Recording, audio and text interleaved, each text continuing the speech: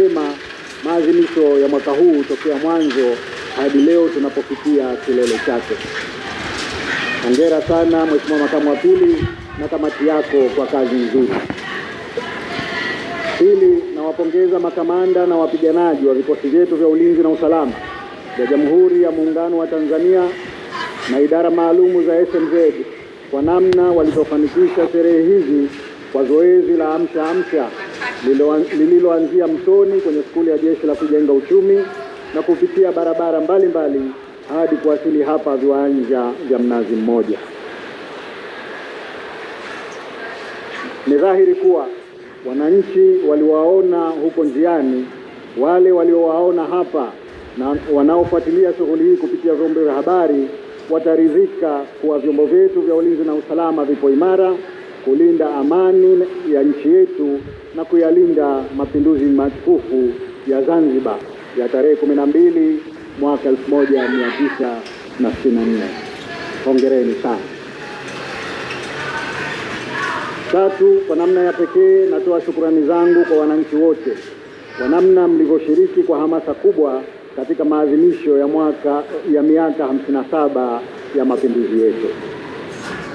Mahudhurio yenu makubwa katika siku ya leo ya kilele na katika hafla mbalimbali za uzinduzi wa miradi na uwekaji wa mawe ya msingi katika shamra za maadhimisho ya miaka 57 ya mapinduzi ni kielelezo cha kuyathamini, kuyadumisha na kuendeleza malengo ya mapinduzi kwa faida ya kizazi cha sasa na wale watakaokuja baadaye. Na kushukuruni sana. Kwa namna ya kipekee sana tunawashukuru waasisi wa mapinduzi ya Zanzibar, wazee wetu wakiongozwa na jemedari wao shupavu hayati Sheikh Abedi Amani Karume. Hawa hatuna cha kuwalipa kwa ujasiri wao, uthubutu wao na kujitoa kwao muhanga kwa ajili ya kupigania utu, uhuru na ustawi wa Wazanzibari wote. Wajibu wetu ni kuwaenzi kwa kuendeleza shabaha yao ya mapinduzi ambayo ni kuondosha unyonge, dhulma, madhila na kuwarejeshea Wazanzibari utu wao, heshima yao, uhuru wao na haki ya kufaidi matunda ya jasho lao na ya nchi yao. Ndugu wananchi, yalikuwa ni matamanio yangu na bila shaka matamanio yenu kuwa tungekuwa na sherehe za mapinduzi za aina ile tuliyoizoea. Kwa kuwa kwangu hizi ndio sherehe za kwanza, nilitamani sana kuzifanya kwa shamra nyingi. Bahati mbaya, kwa hali ya uchumi tulionayo, tumelazimika kuadhimisha sherehe hizi kwa njia tofauti na mazoea yetu. Kama mnavyofahamu, hali ya uchumi wa dunia imeyumba sana kutokana na madhara ya ugonjwa wa COVID-19. Hivyo basi, tumelazimika kupunguza baadhi ya shamra ili fedha tutakazookoa tuzielekeze kufidia mapengo ya wajibu wa serikali kwa wananchi, ikiwemo huduma za elimu, afya na nyinginezo.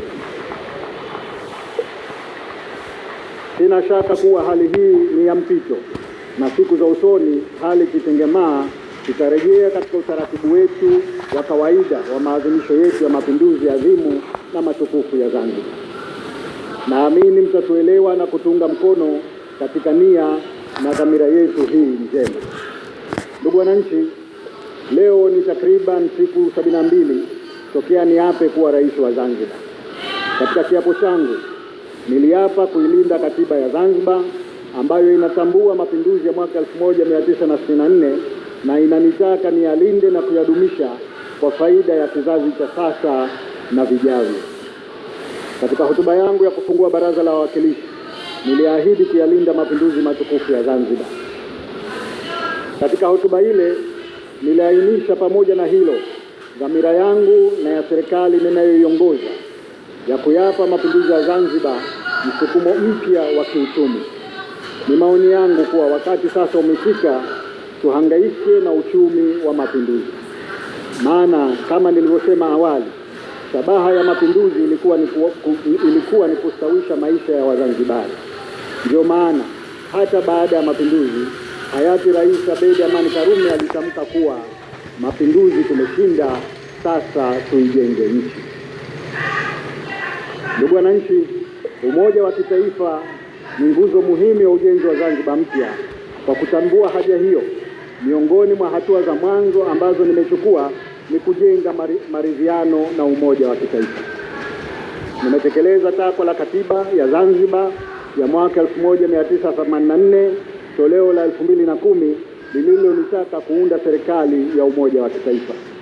Kwetu sisi viongozi, kazi iliyo mbele yetu ni kuyatafsiri maridhiano haya katika kuwaletea neema wa Zanzibar.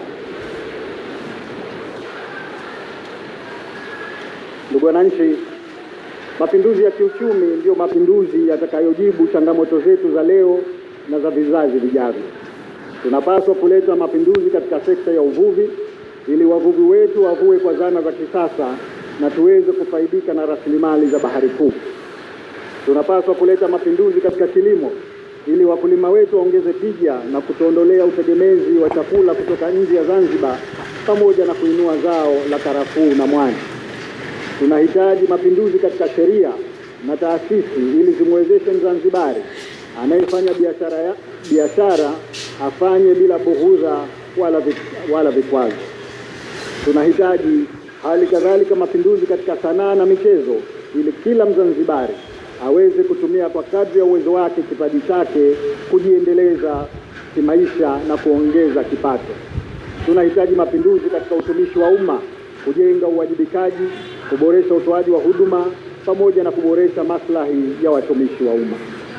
Mapinduzi haya yanawezekana kwa kutekeleza mambo mawili. Kwanza, kuufungua uchumi wetu kwa kuweka mazingira mazuri ya kukuza uchumi. Ni azma ya serikali yangu kuvutia uwekezaji kutoka ndani na nje kuendeleza uchumi wetu. Lengo ni kuufungamanisha sekta za uvuvi, utalii na uchukuzi kwa kupanua shughuli za utalii, ikiwemo uwekezaji wa utalii kisiwani Pemba, kujenga bandari mpya za Mangapwani na Maruhubi na kuwezesha wavuvi wetu kuvua kisasa zaidi, ikiwemo uwekezaji katika uvuvi wa Bahari Kuu. Tunataka kurudisha hadhi ya Zanzibar kama kituo cha biashara cha ukanda wa Afrika Mashariki. Njia ya pili ni kuongeza makusanyo ya kodi. Tunahitaji kuongeza ukusanyaji wa kodi ili tuweze kuendelea na ikibidi kupanua utoaji wa huduma za elimu, afya na nyinginezo. Kwa sasa tunatoa elimu na afya bure, na fahamu mngependa tufanye zaidi. Tuboreshe mazingira ya skuli, walimu katika sekta wanazozisimamia. Nimshukuru na kumpongeza zaidi kwa kuwa katibu wa Baraza la Mapinduzi wa kwanza mwanamke katika historia ya Zanzibar na Tanzania.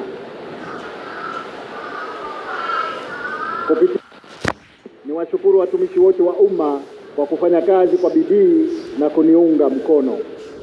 Nawatakia nyote kila la heri katika kusherehekea mapinduzi yetu matukufu. Tutumie siku hii tutafakari tulipotoka, tulipo na tunapokwenda. Tuitimie pia kwa kuwaombea dua marehemu wetu ambao waliyatoa maisha yao muhanga katika kuhakikisha sisi sote tunagomboka. Mwenyezi Mungu aziweke